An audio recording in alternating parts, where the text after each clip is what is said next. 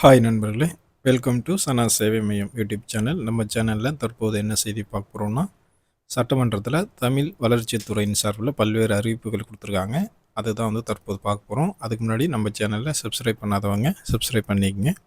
தமிழ் வளர்ச்சித் துறையின் சார்பில் தாய்மொழி தாய்நாடு என்று பெருமிதமாக சொல்லும் வகையில் கோவையில் செம்மொழி மாநாடு 2010 நடந்துச்சு. அந்த செம்மொழி மாநாடு பூங்காவில் தமிழ் தாய்க்கு சிலை நிறுவப்படும் அப்படின்னு அறிவிச்சிருக்காங்க.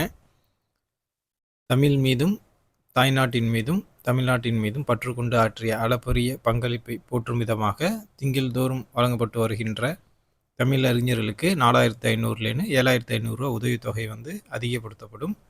ஆகவே முதிர்ந்த தமிழறிஞர்களுக்கு 3500லேருந்து 7500 உதவித்தொகை அதிகப்படுத்தப்படும்.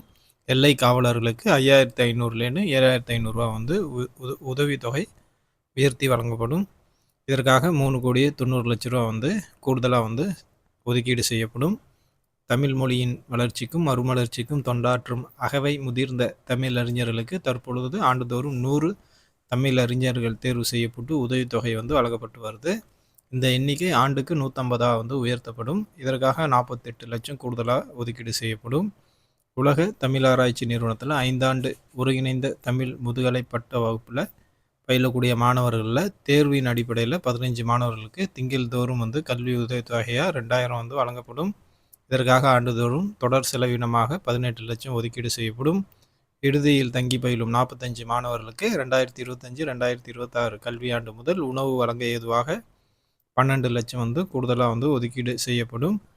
செயற்கை நுண்ணறிவு காலத்திற்கேற்ப தமிழ் மொழியை வளர்த்தெடுக்க தேவைப்படும் தமிழ் தரவு உருவாக்கம், சிறப்பு கலை களஞ்சியம் போன்ற திட்டப் பணிகளை தமிழ் வளர்ச்சி கழகம் மேற்கொள்ளவும் தொடர்ந்து தொய்வின்றி செயல்பட உதவும் வகையில் வைப்பு தொகையாக 2 கோடி ரூபா வழங்கப்படும். தமிழ்நாடு அரசால் இதுவரை 189 தமிழ் அறிஞர்களின் நூல்கள் நாட்டுடைமையாக்கம் செய்யப்பட்டு அவரது மரபுரிமைக்கு ரூபாய் 15 கோடி ரூபாய் நூலுரிமை தொகையாக வழங்கப்பட்டுள்ளது. அந்த வரிசையில் 10 தமிழறிஞர்களின் நூல்கள் நாட்டுடைமையாக்கம் செய்யப்படும். இதற்காக தொடர் செலவினமாக 1,01,50,000 ஒதுக்கீடு செய்யப்படும்.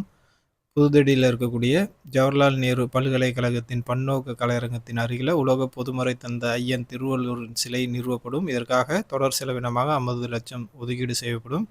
கவிக்கோ அப்துல் ரஹ்மானுக்கு அவர் பிறந்த நாளான நவம்பர் 9ஆம் நாளினை தமிழ் வளர்ச்சித்துறை சார்பில் மாவட்ட அளவில் அரசு விழா கொண்டாடப்படும்.